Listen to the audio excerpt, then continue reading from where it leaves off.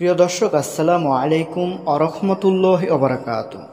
সুপ্রিয় দর্শক, আশা করছি আল্লাহ তাআলার অশেষ রহমত ও দয়ায় আপনারা সকলে অনেক ভালো আছেন।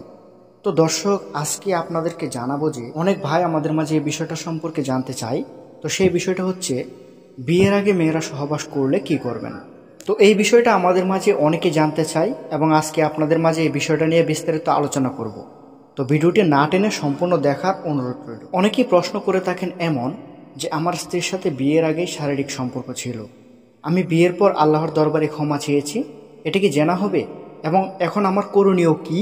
বা আমি যে বিয়ের আগে স্ত্রীর সাথে সহবাস করেছি, আমার বর্তমানে স্ত্রীর সাথে বিয়ের আগে আমার প্রেম ছিল এবং আমি তার সাথে শারীরিক সম্পর্কে লিপ্ত হয়েছি, তো এখন আমাদের করণীয় কি? এই বিষয়টা সম্পর্কে অনেকে জানতে চায়। তো এর উত্তরে বলা যায়, দেখুন প্রিয় ভাই, বিবাহের পূর্বে মিলন অবশ্যই জানা হয়েছে, এজন্য সারা জীবন কঠিন তওবা ও কান্নাকাটি করে যেতে হবে। যেহেতু পরে বিয়ে করেছেন, তাই বর্তমানে স্বাভাবিক জীবনযাপন করুন। তাওবা ইস্তেগফার ও দোয়া বন্ধ করবেন না, বেশি বেশি করে তাওবা ইস্তেগফার করবেন এবং আল্লাহর কাছে দোয়া করবেন আপনার অতীতের পাপের জন্য। আল্লাহ তাআলা আপনার পাপ ক্ষমা করতে পারে এবং আল্লাহ তাআলার কাছে যদি আপনি বেশি বেশি করে ক্ষমা চান, তাহলে উনি দয়া করবেন আপনাদের উপর এবং আপনাদেরকে ক্ষমা করে দিবেন এবং অতীতের পাপগুলো মুছে দিবেন।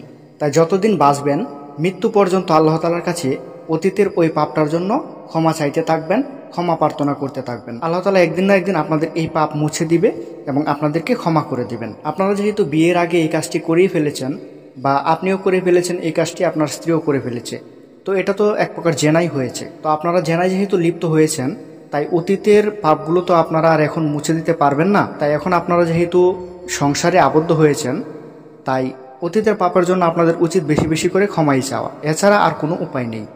তাই বেশি বেশি করে আল্লাহর কাছে প্রার্থনা করুন এবং আল্লাহর কাছে ক্ষমা চান। আল্লাহ তাআলা আপনাদেরকে ক্ষমা করে দিবেন এবং আপনারা একটা পর্যায়ে নিষ্পাপ হয়ে যাবেন। অতীতে যেহেতু আপনাদের একটি পাপ হয়ে গেছে, তো এটা এখন আর কিছু করার নেই আল্লাহ তাআলার কাছে ক্ষমা চাওয়া ব্যতীত।